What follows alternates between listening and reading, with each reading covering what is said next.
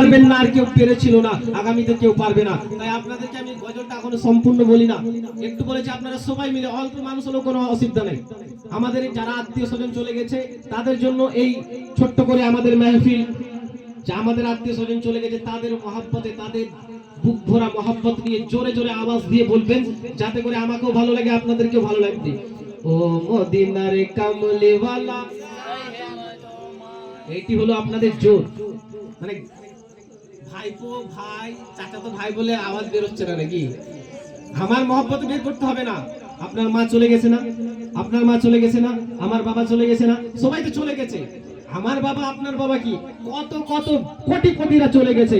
গত 2 দিনে আমাদের এখানে একজন 80,000 কোটি টাকার ব্যক্তি মারা গেছে।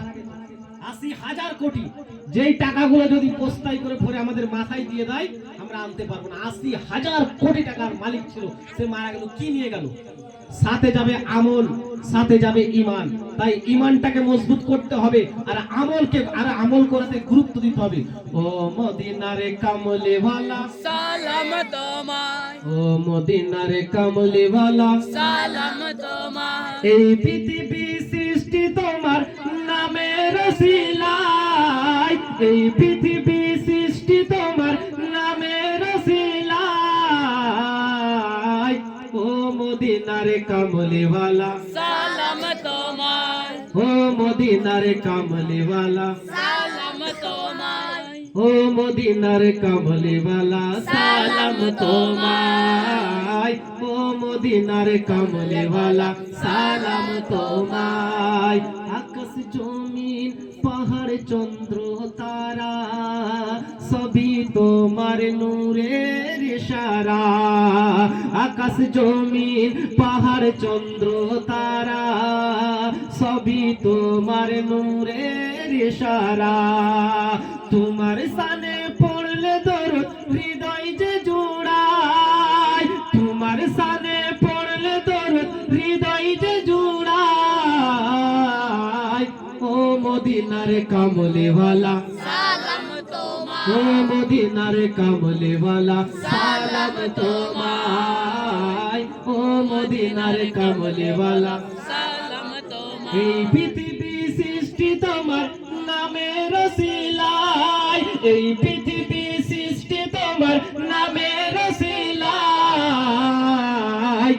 ও মদিনার কামলিওয়ালা সালাম তোমায়, ও মদিনার কামলিওয়ালা সালাম তোমায়। আমি পবিত্র কোরআনে মুকাদ্দাস থেকে আয়াতে কারিমা তেলাওয়াত করেছিলাম, রব্বির হামহুমা কামা রব্বায়ানি সাগীরা। এটা আপনারা শুনেছেন কখনো? শুনেছেন? এটা প্রত্যেকটা মৌলভী, প্রত্যেকটা আলিম যেখানে মিলাদ ফাতিহা দোয়া যা করবে শেষকালে বলে রব্বির হামহুমা কামা রব্বায়ানি সাগীরা। যার অর্থ আল্লাহ তাবারক তাআলার কাছে আমরা প্রার্থনা করছি, রব্বির হামহুমা কামা রব্বায়ানি সাগীরা। হে আল্লাহ, আমার বাবা মা যেভাবে আমাদেরকে ছোট্ট বেলায় লালন পালন করেছে, ঠিক সেভাবেই তুমি আমার বাবা মা যারা চলে গেছে, আমার বাবা মাকে তুমি সেভাবেই লালন পালন করে। জোরে বলুন সুবহানাল্লাহ।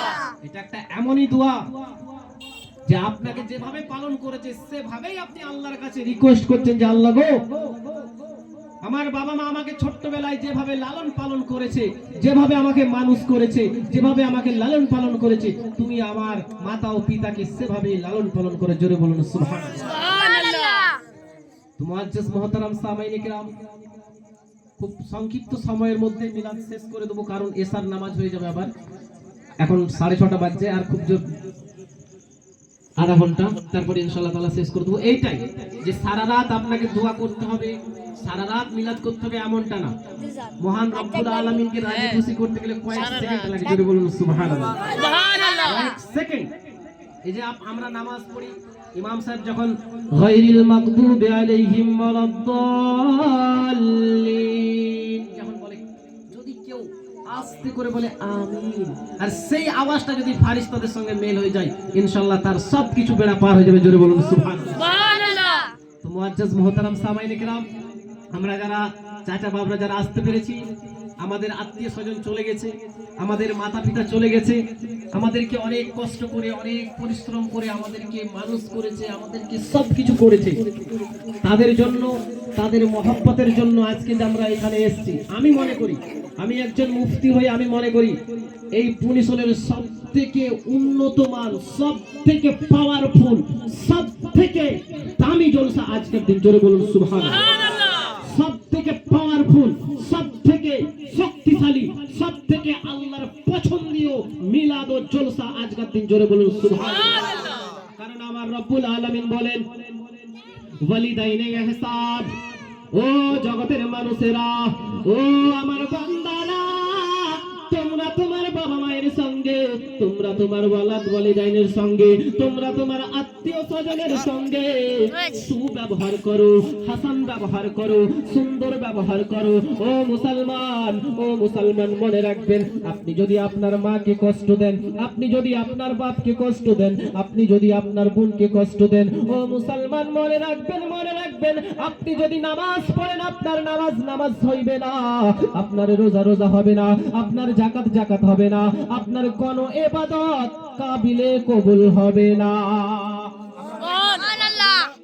অনেক আমরা রয়েছি যে বিয়ে শাদীর পর, বেশিরভাগ দেখা যায় বিয়ে শাদীর পর নিজের মা বাবাকে ঘর থেকে বের করে দেয়, নিজের মা বাবাকে পোড়া নজরে তাকায়, নিজের মা বাবার সঙ্গে ব্যবহার আচরণ খারাপ করে। মুসলমান মনে রাখবেন, তার যদি তিল পরিমাণ দিলে ব্যথা পায়, আপনার কারণে যদি তার দিলেতে তিল পরিমাণ ব্যথা পায়, আমার আপনার নবী, দয়ার নবী, নূরের নবী, মায়ের নবী, জগৎগুরু হাবিবুল্লাহ সাল্লাল্লাহু তাআলা আলাইহি ওয়াসাল্লাম বলতেছেন, সেই বান্দার, সেই ব্যক্তি কোনদিন জান্নাতে যেতে পারবেন না। জোরে বলুন সুবহানাল্লাহ। কোনদিন জান্নাতে যেতে পারবেন না। আপনি যাই করেন, আপনি গাউসে আজমের মিলাদ করেন, আপনি খাজায়ে গরিব নওয়াজের মিলাদ করেন, আপনি মদিনা সাল্লাল্লাহু তাআলা আলাইহি ওয়াসাল্লামের নামে জলসা করেন, কোনো আপত্তি নাই, সওয়াবের কাজ, নেকির কাজ, কোনো জরুরি না, কিন্তু নিজের মা বাপের দায়িত্ব আপনাকে নিজেকে নিতে হবে। জোরে বলুন সুবহানাল্লাহ। আপনার মা বাপের জন্য মক্কা মদিনায় জলসা হবে না, আপনার মা বাপের জন্য রাজস্থানে জলসা হবে না, আপনার মা বাপের জন্য বেরেলিতে কোনোদিন জলসা হবে না, আপনার মা বাপের জন্য অন্য কোন কান্ট্রিতে জলসা হবে না। আপনার মা বাপের দোয়া খায়ের, আপনার মায়ের জন্য দোয়া আপনাকেই করতে হবে, আপনার মাকে জান্নাতে পৌঁছানো আপনাকেই করতে হবে। কারণ তারা মরে যায়, মরে যাওয়ার পর যেই ব্যক্তি মারা যায়, যেই ব্যক্তি দুনিয়া থেকে চলে যায়, সে আর কোনো নামাজ পড়তে পারে না, সে আর